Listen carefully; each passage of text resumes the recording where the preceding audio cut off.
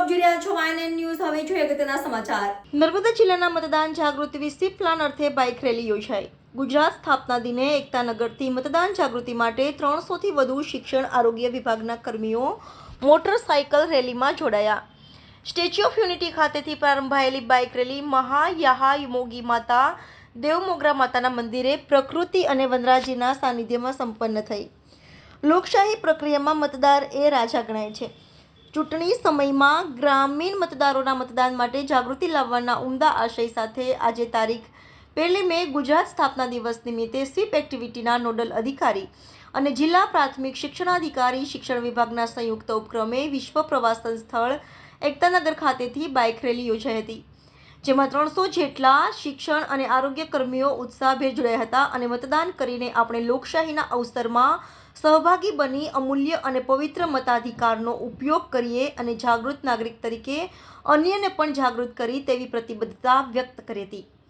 આ પ્રસંગે sweep એક્ટિવિટીના nodal officer અને જિલ્લા પ્રાથમિક શિક્ષણાધિકારી શ્રી નિશાંત દવેએ જણાવ્યું કે લોકસભા ચૂંટણી 2024ના મહાપર્વમાં જિલ્લાના તમામ મતદારો વધુમાં વધુ મતદાન કરે અને પોતાના મતાધિકારનો ઉપયોગ કરે તે માટે સ્વીપ પ્રવૃત્તિઓ અંતર્ગત આજે બાઇક રેલી દ્વારા મતદારોમાં મતદાન પ્રત્યે સભાનતા કેળવવાનો નમ્ર પ્રયાસ કર્યો છે.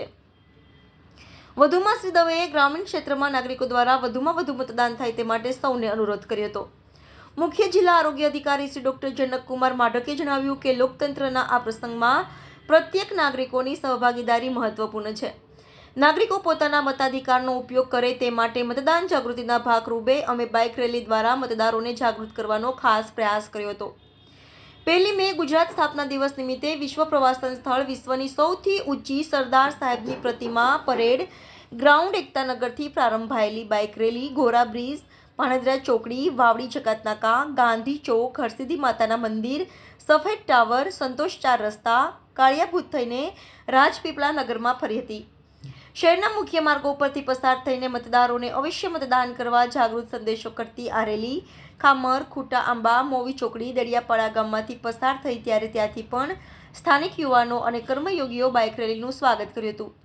સ્થાનિક યુવાનો કર્મીઓએ આ બાઇક રેલીમાં સહભાગી થઈને ઉત્સાહવર્ધક વાતાવરણ ઊભું કર્યું હતું.